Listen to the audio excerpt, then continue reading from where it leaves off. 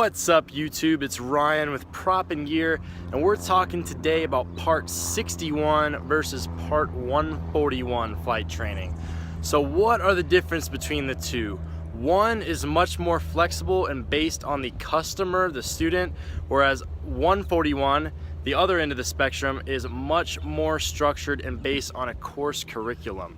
So Part 61 is any flight school that is tailored to the student through creative or adaptable training for them through a local flight school, through an FBO, or through even programs such as ATP, where there's not a specific structure and a set timeline with stage checks and some of the things that come along with 141.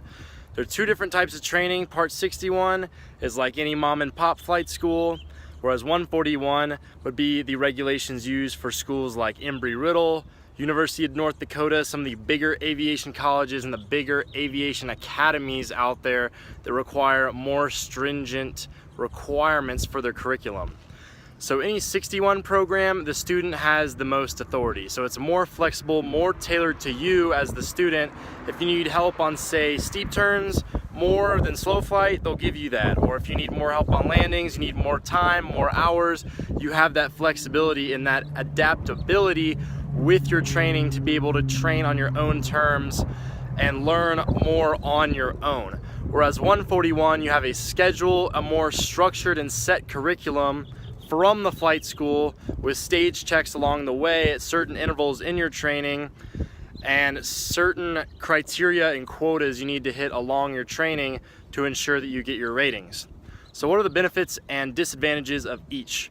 So the main benefits of Part 61 is it's adaptable to you. It's flexible. You get that added training if you need it instead of just moving along as part of a syllabus.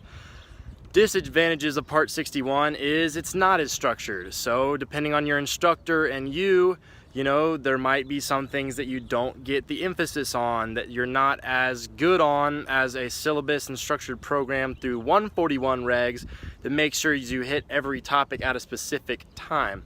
So Part 61, that is actually what ATP Flight School is regulated under, so you will be studying yourself. All the ground school work is done by you with help as needed by the instructor, and you have some adaptability and that flexibility with the Part 61 regulations. Now, Part 141, what are the advantages of that? So with 141, you get a structured curriculum. You have stage checks, more emphasis on certain topics through your training, and then the biggest difference is you have a structured ground school. So you have a classroom style setting where you'll do all your groundwork and all your ground classes, whereas Part 61, you're hitting the books at home, you're studying with your instructor on the ground before and after your flights and doing it on your own terms. So anywhere like Embry-Riddle, University of North Dakota, Penn State, Western Michigan, any big aviation college is under 141. They have classroom instruction and college courses that couple along with your training to help you get that ground knowledge. Whereas you go to Billy Bob's Flight School, Part 61 out of your local airport, you're not gonna have that structured classroom setting. So it'll be on your own time, emphasizing self-study like I talked about with ATP, and you know, you're putting in the work. It's not spoon-fed to you in a classroom, not to take away from 141. So they both have their advantages, their disadvantages. Part 61 you can get through a little bit quicker. If you're a really super stellar student, Part 141 is more timed out. But 141, you get the added training, a little bit better quality of training because you have all those added stage checks, the added groundwork on the ground, the classroom stuff. So some of the best 141, I've already mentioned them, best 141 programs are aviation colleges.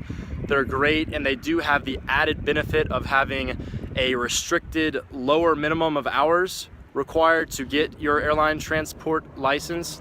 So as you may know, you need 1,500 hours going through the Part 61 route to get your ATP rating, your airline rating, whereas with 141 training and either a certain college aviation degree or a certain program, you can get your ATP license, that airline license, with as few as 1,000 total flight hours or 1,250 flight hours. So 141 takes a little bit longer, a little bit harder, but you get the lower minimums. Part 61, a little bit more training, or a little bit less structured, more hours, but you can get it done quicker, and it's a little bit less structured, there's less to do. So those are the main differences between Part 61 and Part 141. If you have any questions, comments, shoot me a comment, email, like, subscribe, add your thoughts. Just putting this out there to help you guys make your flight school decisions. And I've got 1,000 subscribers now, so thank you so much, guys. I really want to blow up this channel coming soon. I want to get interviews from different pilots, flight schools, charter companies, start reviewing airplanes, doing in-flight stuff. I got to up my camera game. So always soar to your full potential. Like, comment, subscribe, guys. I always appreciate the feedback, and you have a great, wonderful rest of your day.